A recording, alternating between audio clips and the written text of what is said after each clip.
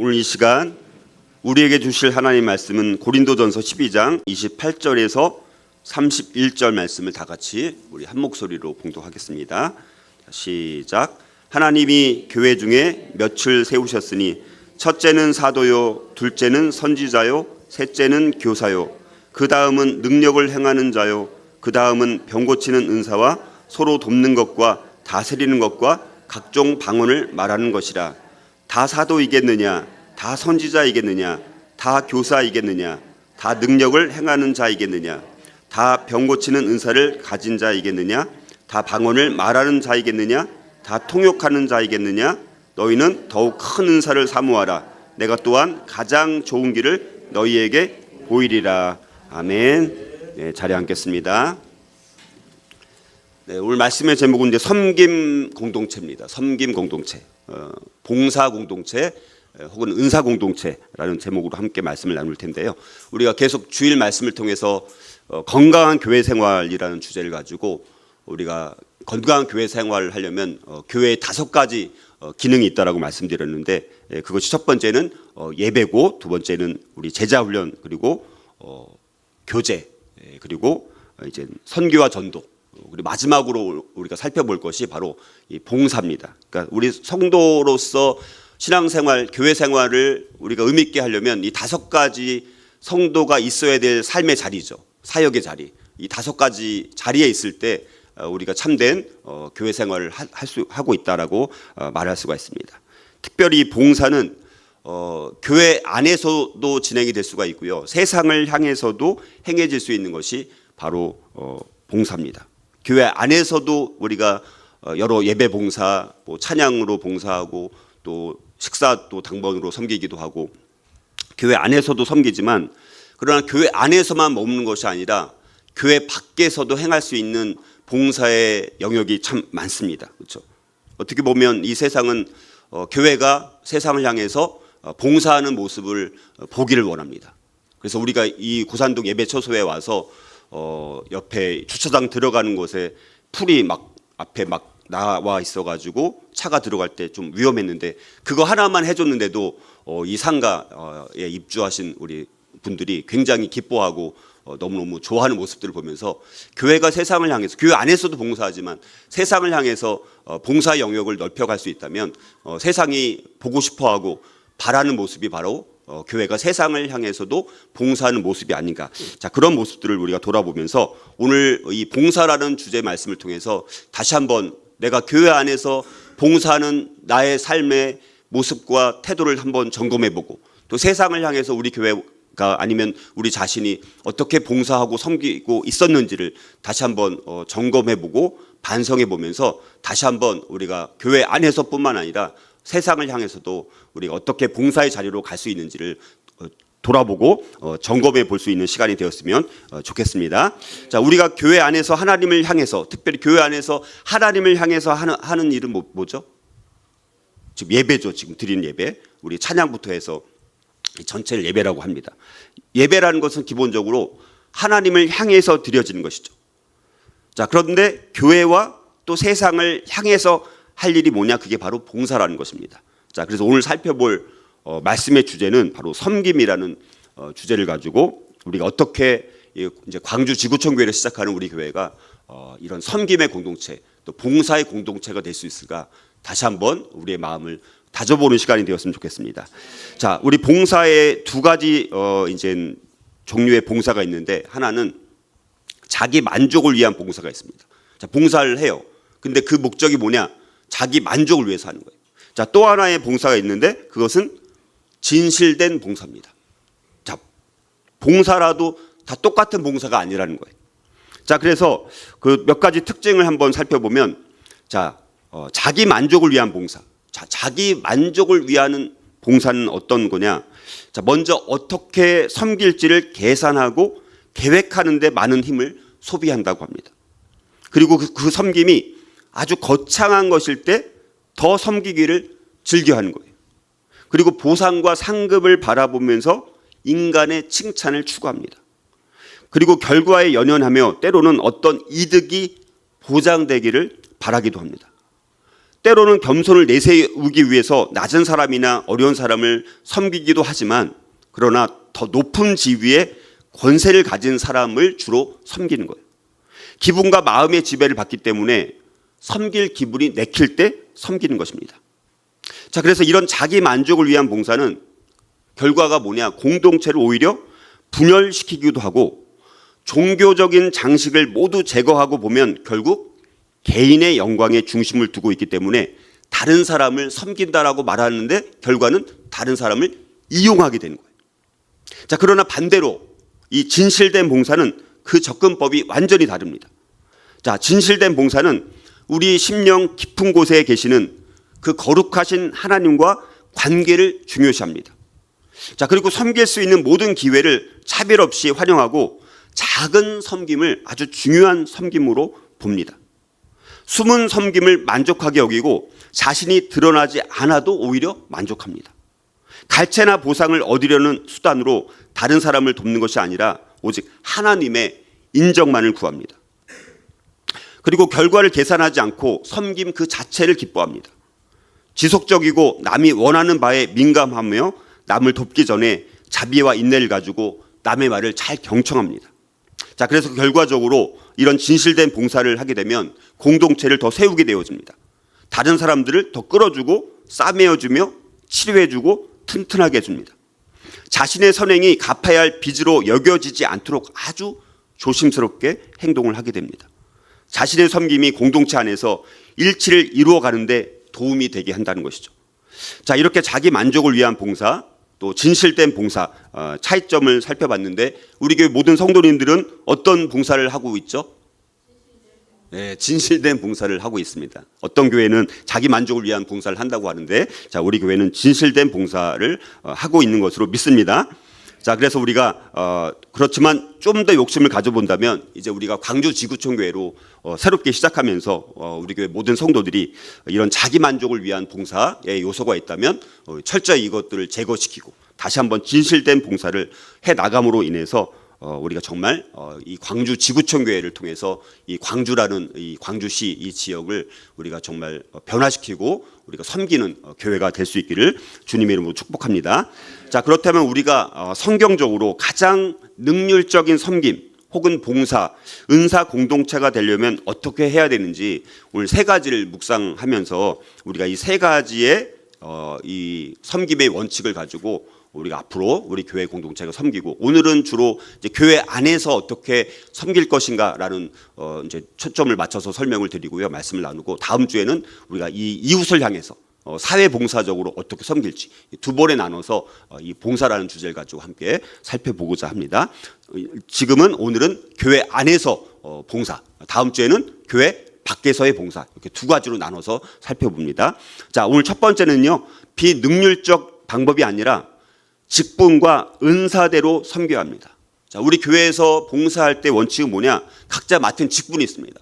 각자 하나님이 주신 은사들이 있어요. 그 직분과 은사대로 섬길 때 이것이 가장 성경적이고 가장 능률적인 봉사의 원칙이라는 것입니다. 자, 고린도전서 12장 28절에서 30절 말씀을 보면 하나님께서 세우신 직분 그리고 하나님께서 그리스도의 몸된 교회에게 나누어 주신 다양한 은사를 이렇게 열거하고 있는 것을 보게 됩니다. 자, 우리가 교회에서 직분이라는 말을 많이 사용하죠. 그렇죠? 자, 구약에서 근데 이 직분이라는 것은 구약에서 지정된 직분들을 보면요, 제사장 직분이 있고 또 레위인의 직분 이렇게 이제 구분되어 있는 것을 보게 되어지고 신약에서는요, 하나님께서 그리스도의 몸인 교회에 다양한 직분들을 세우셨습니다. 자, 그래서 바울은 고린도전서 12장 28절에서 하나님이 교회 내 사람들을 복음 선포의 새 직분자인 사도, 선지자, 교사 이렇게 세우셨다라고 말씀하고 있습니다. 자, 여기 보면 근데 첫째는, 그다음에 둘째는, 셋째는 이렇게 기록하고 있는데, 자, 이건 그 순서가 계급적인 차이나 어떤 가치의 차이라기보다는 역할의 차이를 말씀하고, 역할이 다르다는, 어느 것이 더 높고 낮고 이런 개념이 아니라 역할의 차이를 말씀하고 있다라는 것입니다. 자, 사도와 선지자 그리고 교사는 초대교회가 형성되는 시기에 하나님의 복음을 전파하고 가르치는 데 특별한 역할을 감당한 사람들이었습니다. 그리고 이외에도 신약을 보면요, 복음 전하는 자, 혹은 집사, 혹은 목사, 이런 직분 등이 있었습니다. 자, 그래서 교회는 각자의 직분대로, 다시 말해서 각자의 역할대로 섬겨야 한다는 것이죠. 자, 그리고 오늘 말씀은 또 사도, 선지자, 교사 이 세 직분 외에도 또 교회에서 행해지는 다른 기능인 많은 은사들을 또 열거하고 있습니다. 뭐 예를 들어서 이적 행하는 능력이라든가 병 고치는 은사, 돕는 일, 다스리는 일, 각종 방언하기, 방언 통역하기. 자, 이런 것들이 지금 나열되어 있는데요. 자, 그렇다면 여러분들 우리가 맨날 교회에서 듣는 은사, 그렇죠? 은사가 뭐죠? 영적 은사란 뭘까?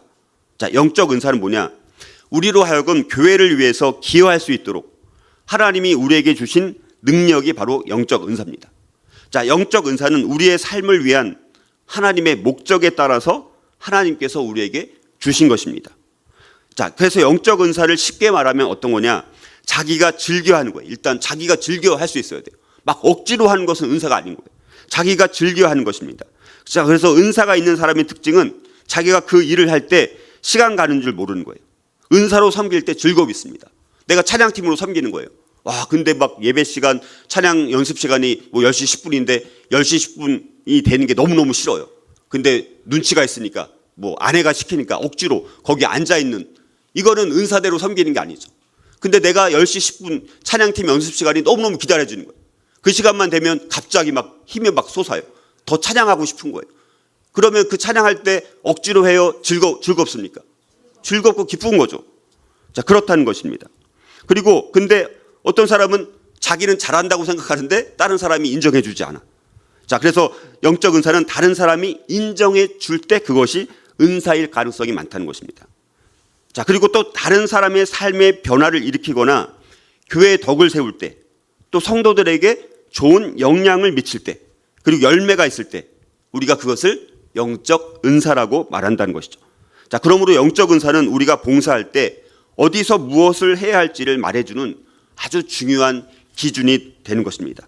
자, 그래서 영적 은사에 따라 봉사하게 되면 훨씬 더 효과적으로 그리고 능률적으로 섬길 수 있게 되는 것입니다.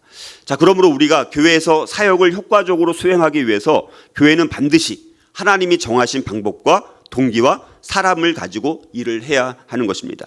자, 그래서 오늘날 교회에서 팀 사역이란 말 많이 들어보셨죠, 그렇죠? 팀 사역 굉장히 많이 우리가 사용하고 있지만, 그러나 현실은 어떻습니까? 팀 사역이라고 말은 하지만 그러나 현실은 어떠냐? 오래되고 잘못된 습관들로 인해서 여전히 불행하게도 대부분의 팀은 사실상 한두 명의 강력한 인물에 의해서 상당한 영향을 받고 있다는 것입니다. 자, 교회에서 사역이 이루어지고 있는 것을 보면 여전히 세속적이고 전통적인 이 지도력 유형이 우세하다는 것이죠. 자, 은사와 직분은 반드시 그래서 팀과 공동체에 의해서 공동 책임을 갖고 반드시 실행되어야 합니다.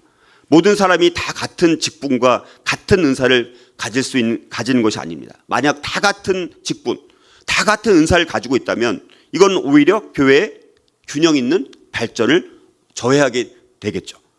자, 여러분들 세상에서 말하는 경제 원칙은 뭐죠? 경제 원칙은 뭡니까? 최소의 비용이나 희생으로 최대의 효과를 얻으려는 경제 행위가 세상에서 말하는 경제 원칙입니다. 자, 그러나 성경적으로 보면요, 직분과 은사대로 섬길 때 우리는 가장 능률적인 방법으로 봉사하게 되는 것입니다. 가장 성경적일 때가 가장 경제적인 것입니다. 물론 어떤 때는 성경적인 방법이 때로는 지름길이 아니라 돌아가는 것처럼 느껴질 때도 있지만, 그러나 우리가 천천히 갈지라도 성경적인 방법으로 가는 것이 결과적으로는 가장 지름길인 것을 우리는 믿어야 하는 것입니다. 자, 이렇게 봉사의 첫 번째 원칙은 비능률적인 세상의 리더십 방법이 아니라 성경에서 말씀하고 있는 직분과 은사대로 봉사하는 것입니다. 자, 이제 막 광주 지구촌교회로 시작하는 우리 교회가 성경적으로 가장 능률적인 섬김 공동체가 되기 위해서 저와 여러분들이 무엇보다도 직분과 은사대로 섬길 때 가장 능률 있게 섬기는 건강한 교회가 될 수 있기를 주님의 이름으로 축복합니다. 자, 우리 교회가 성경적으로 가장 능률적인 섬김 공동체가 되려면 또 어떻게 해야 될까요? 두 번째는 자기 증명용이 아니라 기꺼이 일할 봉사용으로 섬겨야 합니다. 자, 내가 은사를 갖고 있습니다. 봉사를 합니다. 근데 그 봉사를 할 때 자기를 증명하기 위한 목적으로 사용하면 안 되고 기꺼이 일할 내가 섬기는 자세, 봉사용으로 섬겨야 한다는 거예요. 자, 고린도전서 12장 31절 상반절을 보니까 너희는 더욱 큰 은사를 사모하라 이렇게 말씀하고 있습니다. 더 큰 은사를 사모하라라고 말하고 있는데 여기서 더욱 큰이라는 말은 뭐냐? 은사의 가치에 차이가 있다를 말하는 것이 아니라 이것도 마찬가지로 덕을 끼치는 정도에 따라 말을 하고 있는 것입니다. 자, 사도 바울의 이 권면에는 두 가지 의도가 담겨져 있습니다. 자, 첫 번째 하나는 뭐냐? 은사와 그에 따르는 직분의 참된 목적은 개인의 영광이 아니라 그리스도의 몸된 교회에 봉사하고 하나님 나라를 확장시키는 데 있습니다. 자, 이를 위해서 근데 바울은 고린도 교인들에게 새로운 차원의 은사, 이거를 꼭 설명해주고 보여주고 싶어 했던 거예요. 그게 바로 뭐냐? 공동체의 덕을 세우는 가장 크고 가장 훌륭한 은사인 사랑의 은사라는 그런 관점에서 고린도 교인들에게 꼭 해주고 싶은 말을 하고 있는 거예요. 자, 또 하나는 뭐냐? 이 고린도 교인들이 더욱 큰 은사를 탐하고 있다라는 것을 지적하고 있는 것입니다. 자, 다시 말해서 바울은 고린도 교인들의 문제가 여러 가지가 아주 많은 문제, 제일 많은 문제가 있었던 교회가 어느 교회예요? 우리 신약교회, 신약 성경에 나오는 교회 중에서 고린도 교회잖아요. 고린도 교회가 제일 문제가 많았습니다. 많은 문제가 있었는데 그 중에서도 특히 자기 증명을 위한 은사 사용, 그리고 사랑이 없는 종교적 열성, 이게 고린도 교회 성도들이 그런 모습을 갖고 있었다는 것입니다. 자, 하나님께서 우리에게 직분을 주시고 은사를 주신 것은 자신을 드러내라고 주신 것이 아니라 다른 사람들을 섬기기 위해서 일하라고 주신 것입니다. 자, 그러면 우리는 봉사할 때 자기 증명용이 아니라 기꺼이 일할 자세로 섬겨야 하는 것이죠. 은사는 봉사용이지 자기 증명용이 아니라는 것입니다. 다시 말해서 내 자신이 은사를 받을 만한 자격이 있어서 나는 다른 사람과 다른 은사를 가져서 자랑하라고 은사를 주신 것이 아니라 철저하게 봉사를 하라고, 섬기라고 은사를 주신 것입니다. 자, 은사는 모든 그리스도인들에게 하나님의 계획과 은혜에 따라서 그리스도의 몸된 교회의 유익을 위해서 주신 것입니다. 자, 그러므로 영적 은사를 사용하는 기준은 하나님께 영광을 돌리고 교회의 몸을 세우는 데 기여하고 서로 덕을 세우는 것이 되어야 합니다. 자, 그러므로 모든 그리스도인들은 누구나 적어도 한 가지 이상의 영적 은사를 가지게 되어 있습니다. 자, 그러므로 어떤 사람은 나는 은사가 하나도 없어서 저는 봉사할 수가 없어요, 이렇게 말할 수 있어요, 없어요? 있어요? 이렇게 말할 수 없는 것이죠. 그렇죠? 모든 그리스도인들은 교회의 지체로서 봉사할 수 있는 자리가 다 있다는 것이죠. 그래서 모든 그리스도인들은 다 사역자들이고 그렇기 때문에 하나님이 정해주신 사역이 다 있는 것입니다. 자, 이것이 바로 무슨 원리입니까? 만인 제사장 원리, 전신자 제사장 원리. 모든 신자들이 다 영적인 제사장이다라는 원리입니다. 그러니까 각자 모두가 맡은 사역의 자리가 있어야 돼요, 없어요? 없어야 돼요.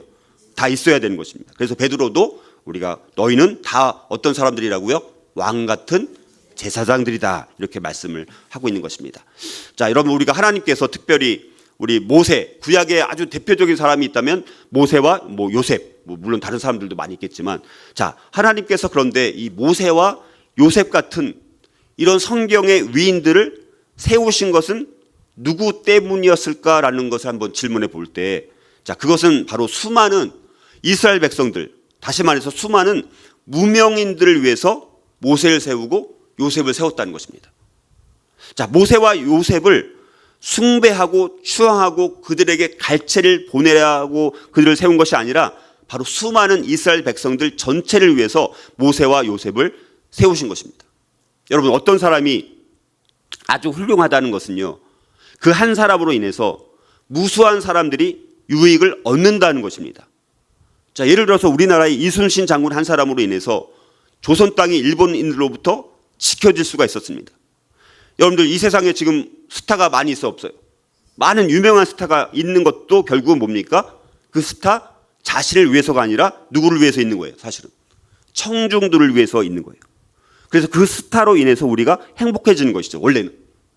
그런데 그걸 착각해서 스타가 되고 나서는 자기만을 위해서 청중들을 처음에는 막 이렇게 했다가 나중에 청중들을 오히려 무시하는 그런 스타는 오래 가요, 못 가요? 오래 못 가는 것이죠. 그러나 우리가 그래서 여기서 알아야 될 것은 모세나 요셉 혹은 유명한 스타 밑에 얼마나 많은 숨은 인재들이 있었겠느냐라는 것입니다. 우리가 여러 명 사진을 찍습니다. 어떤 결혼식에 갔어요. 근데 내가 결혼식에 갔는데 사진을 항상 다 찍어요, 안 찍어요? 안 찍을 때도 있어요, 없어요? 안 찍을 때도 있습니다. 근데 내가 사진에 안 나온다고 해서 내가 그 자리에 없었던 거예요? 있었을 수도 있는 거잖아요, 그렇죠? 사진을 찍어도 사진에 나오지 않는 사람이 많이 있을 수 있어요, 없어요? 있을 수 있다는 것이죠. 사진에 안 나왔다고 그 자리에 없었던 것은 아니라는 것입니다. 자, 그러므로 우리가 관객의 은사까지 최소한 갈 수 있을 때 그때 우리가 성숙한 그리스도인이라고 우리가 할 수가 있는 것입니다. 자, 우리 각자가 단지 어떤 영웅담으로 나오지 않았을 뿐이지 우리 각자는 보이지 않는 영웅적인 역할을 다 맡고 있는 것입니다. 자, 중요한 것은 우리가 자기를 자꾸 어떻게 하려고 해요? 증명하려는 것이 아니라 기꺼이 일할 자세를 가지고 있느냐 하는 것입니다. 자, 우리는 흔히 우리 신체 중에 가장 별로 신경을 쓰지 않는 곳이 어디입니까? 주로 발이죠, 발. 그래서 발은 양말도 어떤 분들은 겨울 양말도 여름에도 계속 신고 다닙니다. 신발도 거의 바꾸지 않고 1년 내내 맨날 똑같은 신발을 신기도 합니다. 그런데 가장 쓸데없는 신체 중에 곳이 어디냐? 귓불입니다. 귓불. 별로 용도가 뭔지 모르겠어요, 솔직히. 근데 여기에는 여성들이 가장 비싼 뭐를 달고 다닙니까? 아주 화려한 귀걸이를 달고 있는 거예요. 거기다 이 손톱에 엄청난 신경을 많이 써가지고 막 네일 아트까지 막 비싼 돈 내면서 막 네일 아트까지 하는 것을 볼 수 있습니다. 자, 그래서 우리는 이렇게 실제로 중요한 것과 그렇지 않은 것을 구별하지 못할 때가 너무나 많다는 것이죠.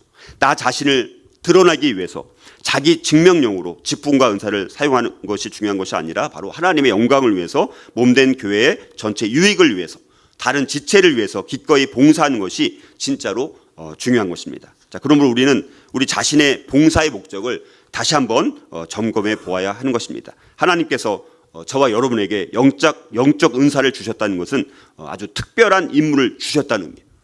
나에게 영적 은사를 주셨어요. 참, 나 다른 사람 없네. 보니까 나만 갖고 있네.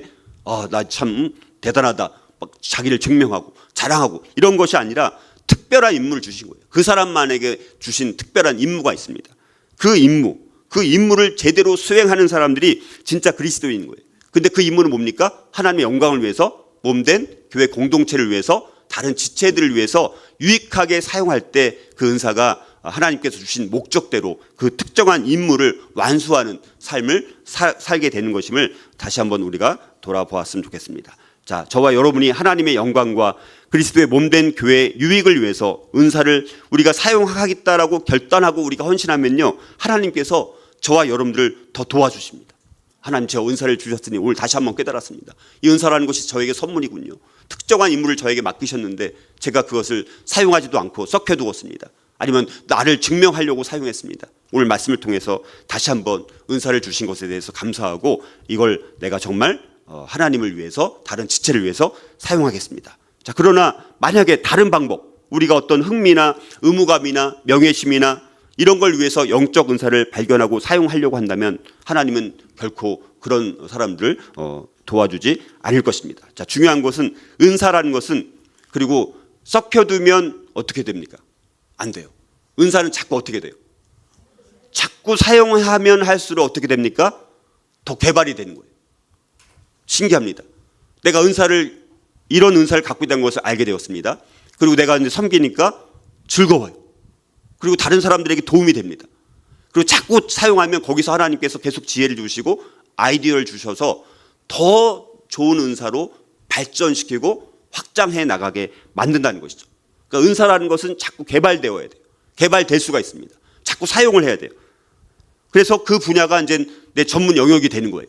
그래서 찬양의 영역에서 또 중식을 섬기는 영역에서 또 뭐 다른 여러 가지 교회에 필요한 일꾼이 많이 필요해요, 안 필요해요? 일꾼이 추수할 것은 많지만 일꾼이 지금 있어 없어요? 있지만 적은 거죠. 할 일은 많지만 할 수 있는 일꾼들이 너무 부족한 거예요. 그래서 우리가 각자 주신 그 은사 영역들을 다시 한번 점검해 보면서 내가 어떤 영역에서 섬겨야 되는지 다시 한번 점검해 봄을 통해서 우리 교회가 또 모든 성도들이 기꺼이 일할 자세로 기꺼이 섬기려고 하는 봉사용으로 은사를 사용할 때 하나님께서 우리 광주 지구촌 교회를 통해서 하나님께서 놀라운 축복을 주실 줄 믿습니다. 자, 우리 교회가 또 성경적으로 가장 능률적인 섬김 공동체가 되려면 또 어떻게 될까? 오늘 마지막 세 번째, 대가를 바라지 않고 자기 희생적 사랑으로 섬겨야 합니다. 자, 봉사할 때 우리가 가장 넘어지는 이유가 뭐냐? 대가를 바라는 거예요. 대가. 내가 막 열심히 봉사했는데 누가 알아주지 않는 거예요. 예를 들어서 그럼 나는 아무도 알아주지 않네. 그만해야 되겠다. 자, 이런 마음이 들어요, 안 들어요? 저도 듭니다. 저도 들어요. 자, 사도 바울은 은사는 특별히 사랑 안에서 표현되어야 된다라고 말을 하고 있는 거예요. 그래서 바울은 영적 은사에 대해 말할 때는 반드시 사랑에 대한 메시지를 반드시 같이 전했습니다.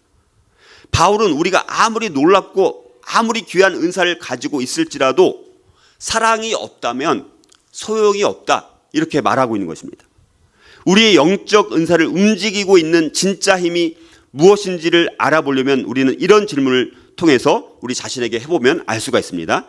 나의 행동으로, 내가 섬기는 그 행동으로 가장 덕을 보는 사람은 누구인가? 이 질문 한번 해보는 거예요. 우리의 섬김으로 덕을 보는 사람이 다른 사람들이라면 우리는 사랑으로 섬기고 있는 것입니다. 하지만 가장 큰 유익을 얻는 사람이 바로 내 자신이라면 다시 지금 당장 하나님과 우리의 관계를 점검하고 수정해야 하는 것입니다. 하나님은 사랑이 동기가 되는 삶만을 쓰십니다. 사랑이 반드시 동기가 되어야 돼요. 다른 동기가 아니라. 은사가 주는 유익을 잘못 사용하면 그것을 주신 의도를 넘어서 하나님의 자리까지 넘보게 된다는 위험성이 있습니다. 이게 바로 은사의 어두운 면인 거예요. 그러니까 은사를 가진 사람이 처음에 아주 겸손하게 섬깁니다. 근데 그것이 막 열매를 막 풍성하게 맺으니까 이제는 자기가 하나님의 자리까지 올라가요. 그래서 넘어진 사람이 많이 있을까요? 없을까요? 많이 있는 거예요. 너무 우리 공감을 하시는 것 같은데요. 자, 은사는 그래서 컨트롤하지 않으면 사람의 마음속에 있는 어두운 욕망을 향해 달려가는 파워가 있다는 거예요. 그 파워는 너무나 강력해서 건강한 모든 시스템을 파괴하고 조직 전체에 악 영향을 끼치게 되는 것입니다. 자, 고린도전서 12장 31절 하반절을 보니까 특별히 사도 바울은 뭐라고 말하냐면 가장 좋은 길을 너희에게 보이리라, 이렇게 말씀하면서 고린도전서 12장을 이렇게 마무리하고 있다는 것이죠. 자, 그렇다면 여기서 말하는 가장 좋은 길이란 과연 무엇일까라는 거예요. 가장 좋은 길은 뭡니까? 바로 사랑이에요. 사랑. 가장 좋은 길은 뭐냐? 사랑이라는 거예요. 다시 말해서 가장 좋은 길은 교회에 가장 큰 유익을 줄 수 있고 또 모든 은사 사용의 대전제가 되는 고린도전서 13장에서 언급할 사랑을 가리키고 있다는 것이죠. 자, 모든 은사는 성령으로부터 오기 때문에 근본적으로 다 같이 고귀한 것입니다. 외적으로 크게 드러나는 은사만을 높이 평가하고 그런 은사를 자랑하는 고린도 교인들에게 바울은 이 점을 강조하고 싶었던 것입니다. 자, 그래서 고린도 교인들이 진정으로 더욱 큰 은사, 또 교회에 더욱 유용한 은사를 추구하게끔 하기 위해서 바울은 또 다른 한 은사를 다른 은사보다 더 크게 판단할 기준을 제시하고 있다는 거예요. 그게 바로 뭐냐? 사랑이라는 거, 아가페라는, 자기를 내어주는 사랑. 이게 기준이 되어야 한다는 것입니다. 자, 그래서 바울은 고린도전서 12장 31절에서 사랑이 가장 좋은 길이고, 그리고 이어서 사랑과 은사에 대한 관계를 사랑의 예찬인 고린도전서 13장을 통해서 분명히 밝히고 있는 거예요. 자, 고린도전서 13장을 무슨 장이라고 하냐면 사랑장, 우리가 다 알다시피 사랑장이라고 하는 거예요. 근데 사랑장이 13장인데 그 앞에 뭐가 나온 거예요? 은사장, 이 은사장이라고 하는 거예요. 자, 그래서 고린도전서 13장 1절 3절을 보면 사랑이 없으면 모든 은사는 다 헛된 것이라고 사도 바울은 강력하게 이야기하고 있습니다. 자, 그래서 고린도전서 12장과 14장도 또 은사에 대해서 나옵니다. 가운데 뭐가 있는 거예요? 사랑장이 있는 거예요. 그러니까 고린도전서 12장과 14장은 무슨 장? 은사장. 가운데 13장이 있는데 이건 무슨 장? 사랑장. 자, 이게 우연의 일치일까요? 사도 바울이 의도적으로 그렇게 배치를 한 것입니다. 자, 그래서 바울은 은사의 적절한 사용 문제를 다루면서 은사장인 고린도전서 12장과 14장 그 사이에 사랑장인 13장의 사랑을 예찬하는 시를 끼워 넣어서 모든 은사는 사랑의 정신으로 이웃을 섬기고 공동체를 세워 올리기 위해서 사용되어야 될 것을 분명하게 가르치고 있다는 것입니다.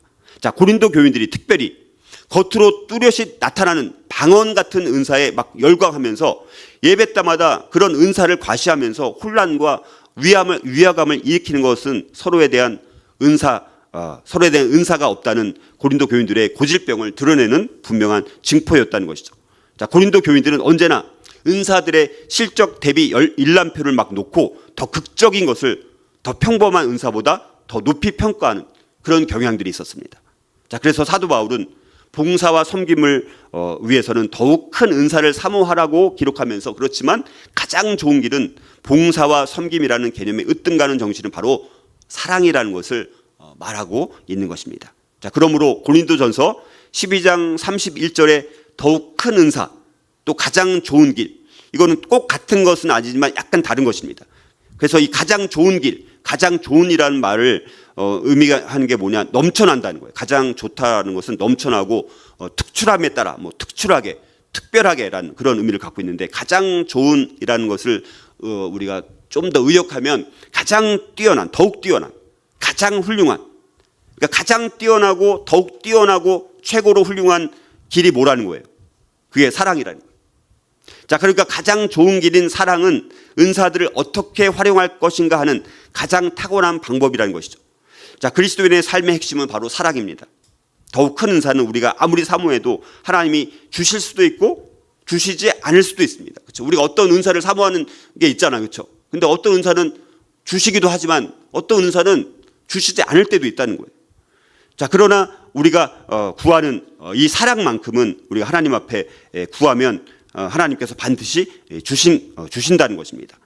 자, 그래서 우리가 사랑은 하나님께 구하면 다 주십니다. 사랑만큼. 다른 은사는 안 주는 은사가 있을지 몰라도 사랑만큼은 하나님께 구하면 사랑은 다 주십니다. 자, 그래서 우리가 사랑으로 섬기는 것은 누구나 다 할 수 있다는 것입니다. 근데 그게 제일 또 어려워요, 문제는. 그렇죠? 자, 특정한 은사를 가진 사람들은 그것을 갖고 있지 않은 사람들에게 교만한 태도를 보이면서, 또 반면에 은사를 원하는 사람들은 그 은사를 받을 수 없을 것 같아서 또 풀이 죽고 합니다. 어떤 사람은 나는 이런 은사가 있어서 막 자랑스럽게 자랑하고, 근데 어떤 사람은 그런 어떤 은사가 없어서 맨날 풀이 죽어 있는 경우도 있을 수 있다는 거예요. 자, 그러나 다른 한편으로 만약에 교회에서 사랑이 지배하고 우세하다면 모든 성도들은 자신의 특정한 은사를 마음껏 발휘하고 하나님께 더 많은 은사를 달라고 구할 것입니다. 자, 그런데 그것은 자기 자신의 유익을 위해서가 아니라 모든 사람의 유익을 위해서 그렇게 해야 된다는 것이고, 그것이 바로 하나님의 사랑으로 지배를 받는 사람들의 바람인 것입니다. 자, 영적 은사들은 모두 교회에 절대적으로 필수 불가결합니다. 하지만 그 은사들을 발견하는 더 탁월한 방법이 있는데, 그것은 바로 사랑을 통해서 그렇게 하는 것입니다. 자, 이와 반대되는 탁월한 방법이 있다면 그것은 바로 교만함과 완악함과 인간 중심, 경쟁심, 종교적 열성으로 이끄는 것입니다. 종교적 열성이 진정한 사랑을 바탕으로 하지 않으면 아주 무서운 무기가 될 수 있음을 우리는 기억해야 되는 것입니다. 자, 그래서 우리는 영적 공식을 만들 수가 있는데요. 자, 뭐냐? 교회 공동체에는 사랑 더하기 은사, 사랑과 은사가 더해지면 교회에 뭐가 생기냐? 생명. 우리 교회 공동체가 만약에 다 성도 한 분 한 분들이 이런 사랑의 정신을 갖고 있습니다. 그리고 각자 은사를 가지고 자기 증명용으로가 아니라 봉사용으로 섬깁니다. 다양한 은사를 가지고 각자 맡은 자리에서, 사명의 자리에서 섬기는 거예요. 그런데 어떤 정신으로? 사랑의 정신으로. 이게 합치면 교회에 뭐가 생기냐? 생명력이 생기는. 우리 교회에 정말 생명력이 생기려면 우리 각자 모든 성도들이 이제 앞으로 사랑의 정신을 가지고 섬길 뿐만 아니라 각자 다양한 은사를 가지고 최선의 섬김을 하게 된다면 그런 교회는 생명력 있는 교회가 될 것입니다. 또한 은사들은 그래서 그리스도의 몸속에 흐르는 영적인 피라고 할 수 있습니다. 우리 교회 공동체가 정말 한 사람이 건강하려면 피가 잘 흘러야 돼요? 안 흘러야 돼요? 잘 흘러야 되죠. 그렇죠? 근데 우리 교회 공동체의 피가 뭐라고요? 몸속에 흐르는 영적인 피가 은사인 거예요. 은사가 영적인 피입니다. 그 피들이, 영적인 은사의 피들이 잘 흘러 넘칠 때 우리가 더 생명력 있는 공동체가 되는 것입니다. 자, 마태복음 5장 16절에서 예수님은 우리에게 이렇게 말씀합니다. 이같이 너희 빛이 사람 앞에 비치게 하여 그들로 너희 착한 행실을 보고 하늘에 계신 너희 아버지께 영광을 돌리게 하라. 우리가 사랑으로 봉사하면요, 사람들은 우리가 하는 사역을 바라볼까요? 안 바라볼까요? 다 보고 있다니까요. 안 봤는데도 또 알더라고요. 심지어 요 3층에 있는 분들은 우리 풀뱅거 하나밖에 안 했는데 우리가 풀뱅거 알고 계세요. 그리고 밑에 미용사 분 계신데 저한테 머리 깎으러 갔더니 풀 목사님 교회에서 뵀냐고 그렇게 또 물어보더라고요. 그 사람들이 세상은요 우리 교회가 이렇게 봉사하는 것을 다 지켜보고 있다는 거예요. 그러면서 사람들이 그러는 거죠. 하늘을 쳐다보면서 이렇게 말하게 된다는 것이죠. 나중에 한 번으로 끝이면 안 되겠죠. 아유, 한 번으로 끝이네. 역시나 이러면 안 되고 만약에 계속해서 섬기고 계속해서 봉사하는 것을 본다면 어떻게 될까요? 하늘을 쳐다보면서 하나님이 살아계신 게 틀림없어. 그들이 서로 사랑하고 섬기는 것을 봐. 아마 이렇게 말할 수 있다는 것이죠. 요한복음 13장 35절에서 예수님은 또 우리에게 이렇게 말씀하시죠. 너희가 서로 사랑하면 이로써 모든 사람이 너희가 내 제자인 줄 알리라. 이렇게 말씀합니다. 자, 사랑은 봉사와 어떤 관계가 있습니까? 그것은 결코 뗄 수 없는 필연적인 관계라는 것이죠. 눈으로 볼 수 있는 사랑의 봉사는 하나님의 살아계심에 대한 분명한 증거가 될 수 있다는 것입니다.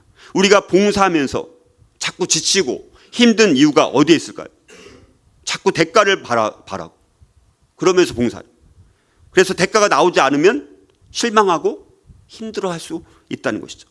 그러나 우리가 대가를 바라지 않고 그냥 정말 예수님께서 말씀하신 대로 자기 희생적인 아가페 사랑으로만 봉사한다면 우리는 더 은혜 가운데 기쁨과 감사 가운데 봉사할 수 있게 되는 것입니다.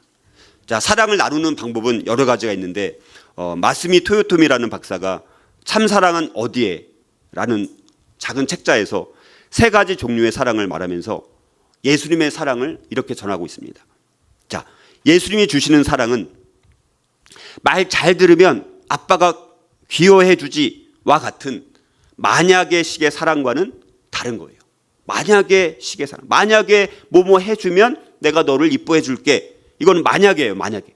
이런 만약의 식의 사랑이 아니라는 거예요. 주님의 사랑은 또 너무나 아름답기 때문에 당신을 사랑합니다.